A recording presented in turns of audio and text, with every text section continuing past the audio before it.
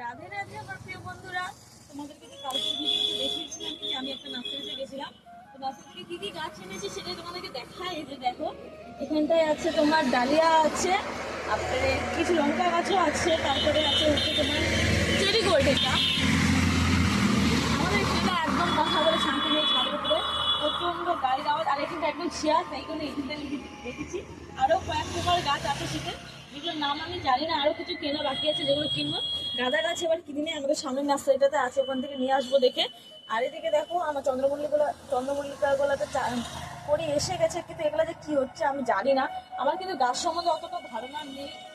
আমি তোমরা যদি কিছু জেনে থাকো তাহলে অবশ্যই আমাকে সাজেশন করো, কেন আমি কিছুই জানি না সেরকম।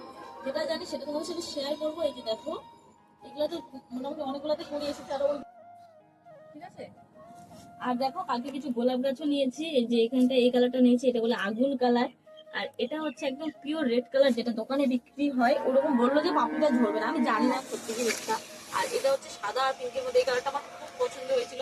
আমি আরো কিছু গাছ নিতে চেয়েছিলাম, কিন্তু এখন শীতকালে মানে শীতের সময় না, অন্য গাছ একটু কমই করে, শীতের গাছই বেশি। এদিকে লঙ্কার গাছ আছে, আমাদের কিন্তু অনেক করে লঙ্কার গাছ আছে।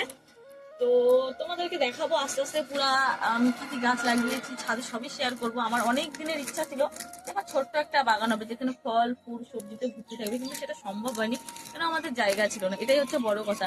আমাদের উঠানেও জায়গা নেই, বাড়ির বাইরেও জায়গা নেই, আর ছাদ তো ছিলই না। তো সেই কারণে আর হয়নি। যখন ছাদটা হয়েছে, সে যেটুকুই হোক না কেন, আমার ইচ্ছা আছে যেখানে ছোট্ট মোট্ট একটা সুন্দর বাগান করবো, যেখানে ফল ফুল সবজি থাকবে। যেটুকু আমি পারবো সেটুকু মানে সেইভাবেই করবো। আর তোমরা অবশ্যই আমাকে সাজেস্ট করবে যে কী করলে ভালো, গাছের জন্য কি উপকার। আমি অত কিছু জানি না। আর ওই শীতের গাছগুলো লাগানোর জন্য এখানে মাটি তৈরি করা হয়েছে, দেখো অনেক। এখানটায় হচ্ছে আছে নর্মাল মাটি, বালি আর গোবর সার, এই দিয়ে মাটি তৈরি করেছি।